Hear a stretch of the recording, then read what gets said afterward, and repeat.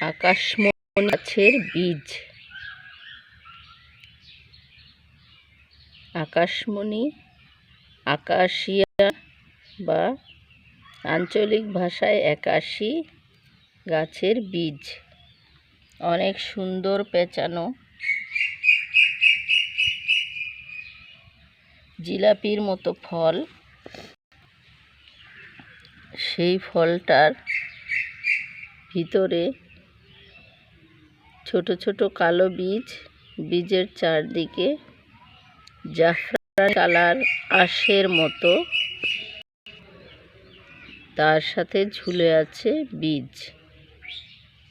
এগুলোর ফলটার ভিতরে বীজটা হয়।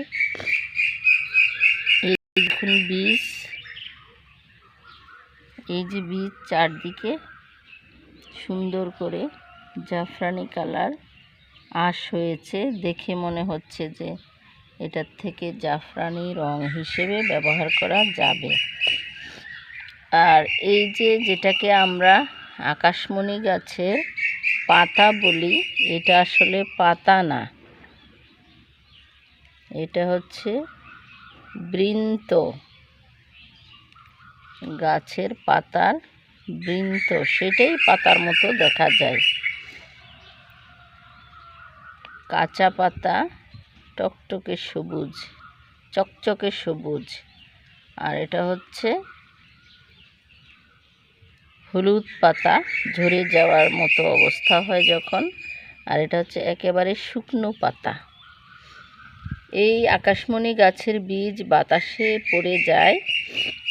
গত ভোররাতে ঝড় হয়েছিল,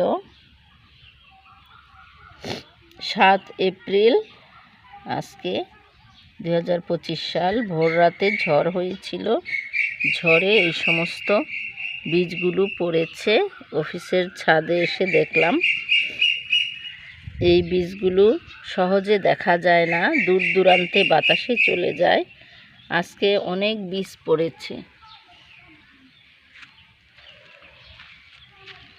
ছাদ জুড়ে অনেক বীজ, প্রচুর বীজ।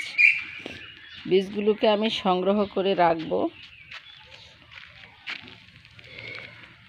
একটা পাতার গাছের কাণ্ড দেখাই।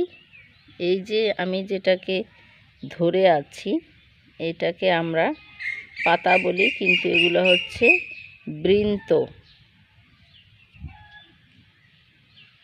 সুন্দর সবুজ।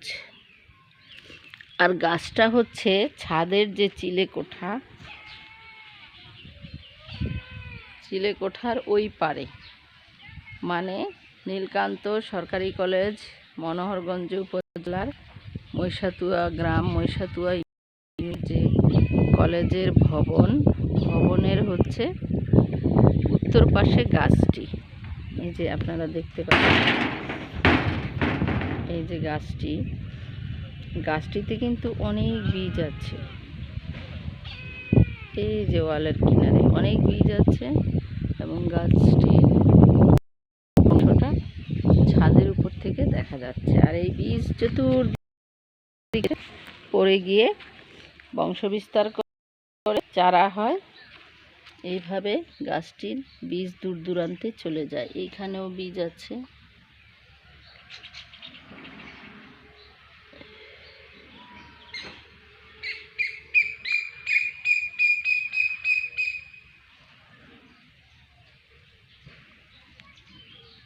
এই যে বীজ, অনেক বীজ আছে।